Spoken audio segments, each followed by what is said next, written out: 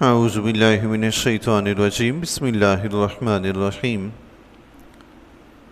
والذین یرمون المحصنات، اور وہ لوگ جو پارسا عورتوں کو تہمت لگائیں، عیب لگائیں، ثم لم یأتوا بأربعۃ شہداء، پھر وہ 4 عینی گواہ پیش نہ کر سکیں، فجلدوہم 80 جلدۃ، تو انہیں 80 کوڑے مارو، تو انہیں 80 کوڑے مارو۔ زنا بہت کبھی فعل ہے، بہت بڑا گناہ ہے، لیکن زنا کی تہمت لگانا بھی بہت بڑا گناہ ہے۔ اب ایک بندہ پارسا ہے، نیک ہے، چاہے وہ مرد ہو یا عورت ہو، اس نے گناہ کیا ہی نہیں، اس نے غلطی یہ کی ہی نہیں، تو اس کے سر تھوپنا، اس کو الزام لگانا، یہ بھی کوئی معمولی گناہ نہیں ہے، یہ بھی بہت بڑا گناہ ہے۔ رب نے فرمایا جس نے ایسا کیا ہے 4 گواہ پیش کرے۔ اس سے یہ پتہ چلا کہ زنا کی گواہی دینے کے لیے 4 گواہ ضروری ہیں۔ رب نے فرمایا نا 4 شہداء، 4 گواہ، اس سے کم گواہ ہوں گے تو وہ گواہی قبول نہیں ہوگی۔ ایسے شخص کو 80 کوڑے مارے جائیں گے۔ اکیلا شخص ہے، 100% اس نے ایسا کام کرتے ہوئے دیکھا، لیکن ہے وہ اکیلا، 100% سچا ہے اکیلا، قرآن پہ ہاتھ رکھ کے کہتا ہے کہ میں نے ایسا دیکھا، ہے اکیلا، 80 کوڑے مارے جائیں گے۔ اکیلا تو دور کی بات، 2 ہوں 3 ہوں، تینوں قرآن پہ ہاتھ رکھ کر کہیں کہ ہم نے 100% ایسے دیکھا ہے۔ جیسے حدیث میں مثال بیان کی گئی ہے، کنویں میں ڈول اور رسی والی اور سرمدانی میں سرمچو والی، ایسے وہ کہیں کہ ہم نے دیکھا ہے، لیکن ہوں 3، پھر بھی 80 کوڑے ہر ایک کو مارے جائیں گے۔ یہ کسی کی عزت کے ساتھ کھیلنا کوئی مذاق نہیں ہے، اسلام نے سب کو عزت دی ہے۔ دیکھیں، ایک مسلمان کی عزت کا مسئلہ ہے، 3 گواہ ہیں کہ ہم نے یہ برائی دیکھی ہے، لیکن نہیں، اسلام کہتا نہیں، ان تینوں کو مارو، اس کو چھوڑ دو۔ اللہ، مطلب بندہ جو ہے، کوئی بندہ اگر کسی فعل کبھی میں مبتلا ہوتا ہے، انسان ہے، اس کے پیچھے شیطان بھی لگا ہوا ہوتا ہے، اللہ اور اس کا رسول چاہتے ہیں کہ اس کو توبہ کرنے کا، سیدھے راستے پہ چلنے کا موقع بھی دیں۔ یہ نہیں کہ ذرا سی غلطی ہوئی تو اس کے پیچھے پڑ گئے اور پورے معاشرے میں اس کو بدنام کر کے رکھ دی۔ یہ زنا جیسا کتنا بڑا کبھی گناہ ہے، 3 بندوں نے دیکھا پھر بھی چھپانے کا حکم ہے، اگر چھپاؤ گے نہیں تو خود انہی کو کوڑے لگیں گے۔ اتنا بڑا گناہ چھپانے کا حکم ہے۔ یہاں تو چھوٹی چھوٹی باتیں دیکھتے ہیں تو وہ پورے معاشرے میں پھیلا کے اچھالنا شروع کر دیتے ہیں، بات سے بتنگڑ بنا لیتے ہیں۔ اللہ تعالیٰ معاف فرمائے، توبہ توبہ۔ بات کسی نے کچھ کی ہوگی، اس کے معنی ہم خود ہی نکال لیتے ہیں، یوں ہوا ہوگا، یوں ہوا ہوگا۔ اللہ تعالیٰ معاف فرمائے، توبہ، استغفر اللہ، استغفر اللہ رب۔ دوسری چیز، ایک تو یہ رب نے فرمایا کہ اس کو 80 کوڑے مارے جائیں، دوسری سزا دیکھیں، اللہ اکبر، اس کو جو اسلام میں ایک عزت کا مقام حاصل تھا نا، اس نے پردہ پوشی نہیں کی۔ بھئی 4 گواہ پورے نہیں ہیں تو خاموشی اختیار کرو، زبان کو بند کر لو، ایسا نہیں کیا۔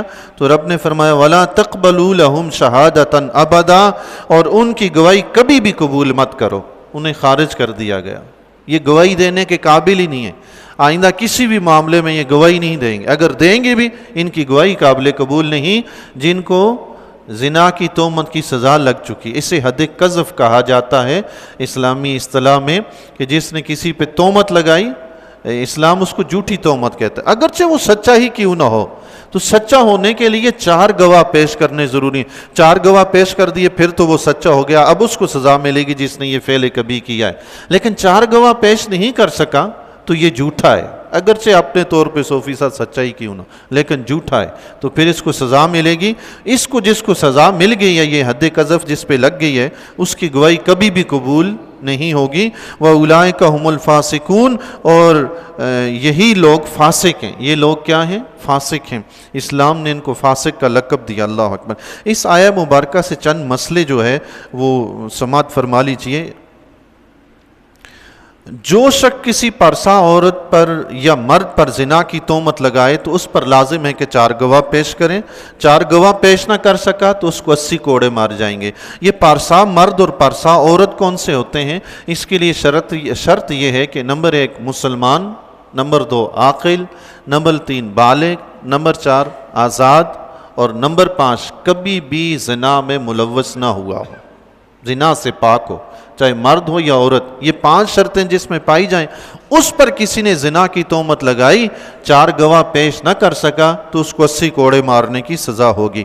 کوڑے مارنے کے حوالے سے بھی علماء کرام نے احادیث مبارکہ کی روشنی میں لکھا ہے کہ کوڑا ایک تو نہ بہت زیادہ سخت ہو نہ بہت نرم ہو، اگرچہ کسی درخت کی شاخ ہی ہو اس سے بھی سزا دی جا سکتی ہے، کسی درخت کی شاخ سے.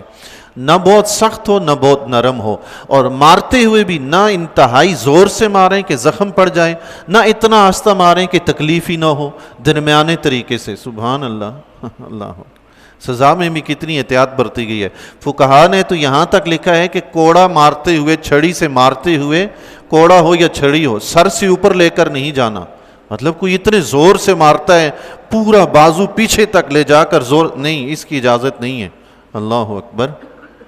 سزا بھی دینی ہے، کتنی احتیاط ہو اس میں بھی. اللہ توبہ. اور ایسے لوگ، اچھا یہ بھی کہ چھڑی اگر درخت کی چھڑی سے مارنا ہے نا، تو غالباً حضرت عبداللہ بن عمر سے روایت، یا حضرت عمر رضی اللہ تعالیٰ سے صبح میں نے تفسیر میں پڑھی تھی کہ اسے 2 پتھروں کے درمیان رگڑ کر تھوڑا سا نرم کر دی جائے، اس چھڑی کو نرم کر دیا جائے. اور چھڑی ایسی نہ ہو جس میں گرا ہو. عموماً درخت کی چھڑی جو ہوتی ہے نا، اس میں سے دوسری ٹہنی نکلتی ہے، ٹہنی کو کاٹے تو وہاں ایک گرہ بن جاتی، اس گرہ سے زخم لگنے کا خدشہ ہے. فرمایا وہ گرہ والی چھڑی بھی نہ ہو. سزا دینی ہے. ہمارے ہاں تو اللہ ہی معاف فرمائے. توبہ. زنا تو دور رہا جی، معمولی سی بات پہ پولیس والے کتنا مارتے ہیں، کتنا ظلم و ستم کرتے ہیں. حضور علیہ الصلوۃ والسلام نے فرمایا تھا نا کہ 2 قومیں جو میں نے ابھی نہیں دیکھی، ہمارے زمانے میں ابھی پیدا نہیں، بعد میں ہوں گی، ان کے ہاتھوں میں گائے کے دم کی طرح کوڑے ہوں گے، لوگوں کو ظلماً ماریں گے. یہ کوڑے سے مراد یہ ضروری نہیں کہ وہ چمڑے کا بنا ہوا کوڑا ہو، یہ لاٹھی بھی کوڑا ہی کہلاتی ہے. دیکھیں نا ابھی کوڑے مارنے کا حکم ہے تو اس میں درخت کی شاخ بھی شامل کر لی گئی کہ اس سے بھی مارے جا سکتے ہیں. تو یہ پولیس والوں کے پاس لاٹھیاں دیکھیں. اچھا حکمران طبقہ کسی کو حق دیتا نہیں، وہ بیچارہ اپنا حق لینے کے لیے اٹھے تو پیچھے پولیس والوں لگا کے مروانا شروع کر دیتے ہیں. کیا ظلم ہے بھائی، حد ہو گئی ہے. پہلا ایک دور ہم نے دیکھا تھا، پیٹرول اگر چند پیسے بھی مہنگا ہوا تو عوام سڑکوں پہ آ گئی، جی بھائی کیوں مہنگا ہوگا، حکومت اس سے پیچھے ہٹ جاتی کہ نہیں بھائی مہنگائی نہیں کرنی واپس. اب بیچارے مطلب وہ ظلم کرنا بھی ہے اور رونے بھی نہیں دینا، دونوں کام کرنے. ہم ظلم بھی کریں گے اور تم رو گے بھی نہیں، باہر بھی نہیں نکلو گے. حد ہو گئی ہے بھائی. اللہ تعالیٰ معاف فرمائے. خیر، ایک وقت ایسا آنا ہے جب سب کا احتساب ہوگا. عوام بیچاری چلیں آسانی سے نہیں، خوشی سے نہیں، صحیح مشکل سے ہی وقت گزار لے گی. سکھ سے وہ بھی نہیں ہیں جو ظلم کرتے ہیں، سکون ان کو بھی نہیں ملتا. ظاہر ہے جب تم دوسروں کا سکون چھینو گے تو تمہیں کون سکون دے گا. سکون تو اسی کو ملتا ہے جو رب کی مخلوق کو سکون دے. جو رب کی مخلوق کو ستائے رب اسے کبھی سکون نہیں دیتا. ہم ایسے ہی نکل آئے دوسری طرف. جی بہرحال دوسرا مسئلہ، ایسے لوگ جو زنا کی تہمت میں جن کو حد لگ چکی ہو وہ مردود الشہادہ ہے، ان کی کبھی بھی گواہی قبول نہیں ہوگی. اس حوالے سے حضرت امام ابو حنیفہ رضی اللہ تعالیٰ عنہ، حضرت سفیان ثوری رحمۃ اللہ تعالیٰ علیہ، حضرت امام حسن بصری رحمۃ اللہ علیہ، ان سب کا فرمانا یہی ہے کہ جس کو سزا مل چکی ہے اس کے بعد وہ توبہ بھی کر لے، کچھ بھی کر لے، اس کی گواہی کبھی کسی معاملے میں قبول نہیں ہے، چونکہ رب نے فرما دیا ہے وَلَا تَقْبَلُوا لَهُمْ شَهَادَةً أَبَدًا، ان کی گواہی کبھی بھی قبول نہ فرماؤ. بس رب نے کہہ دیا کہ کبھی بھی قبول نہیں کرنی تو بس ان کی گواہی قبول نہیں ہے. اللہ اکبر. اچھا یہ سزا جو ہے حد قذف کی سزا، یہ تب ملے گی جس بندے پر تہمت لگائی ہے وہ مطالبہ کرے. اگر وہ مطالبہ ہی نہیں کر رہا تو قاضی پر لازم نہیں کہ وہ سزا دے. کسی پر بھی تہمت لگائی، اب وہ شخص کہتا ہے چھوڑو دفع کرو، یہ ایسا ہی بیہودہ انسان ہے، کیا بندہ اس کے پیچھے پڑے، وہ اپنی راہ لے گیا، تو کوئی اس پہ تہمت والے پہ سزا نہیں ملے گی اس کو. لیکن اگر وہ مطالبہ کر رہا ہے کہ اس نے مجھ پہ تہمت لگائی ہے، قاضی کے سامنے پیش ہو گیا تو پھر اس کو سزا دینی پڑے گی. جس پر تہمت لگائی تھی وہ زندہ نہیں، بیچارہ مر گیا، چاہے مرد ہو یا عورت ہو، تو اس کے بیٹے اور پوتے کو بھی حق حاصل ہے کہ وہ اس کا مطالبہ کرے کہ اس کو سزا دی جائے. ان کی عزت کا مسئلہ ہے بھائی. اسلام کسی کو کسی کی عزت کے ساتھ نہیں کھیلنے دیتا. اللہ اکبر.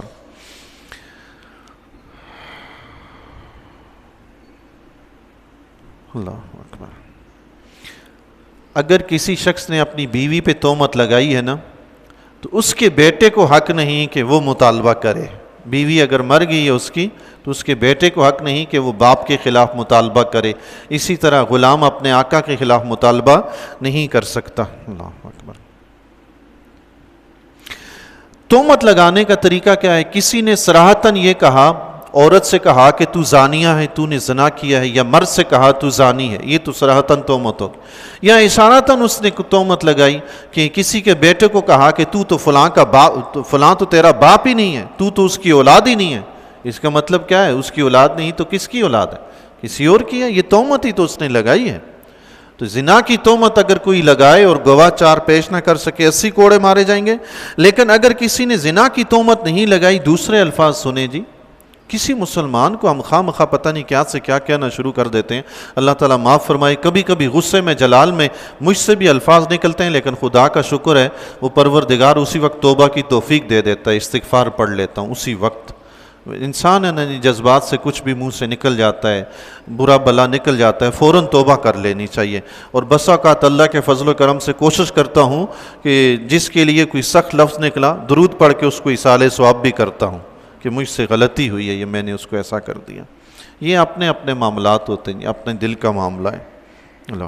کسی نے مسلمان سے کہا فاسق، یا اس کو کہا کافر، یا اس کو کہا خبیث، یا اس کو کہا لوتی، یا اسے کہا زندیق، یا کہا شرابی، یا کہا سود خور، اور وہ حالانکہ ہے ایسا نہیں. فرمایا اس کو بھی سزا دے گا قاضی. لیکن اس کی سزا کیا ہے؟ اس کی تعزیر ہے. حد نہیں ہے، تعزیر ہے. وہ تعزیر کیا ہے؟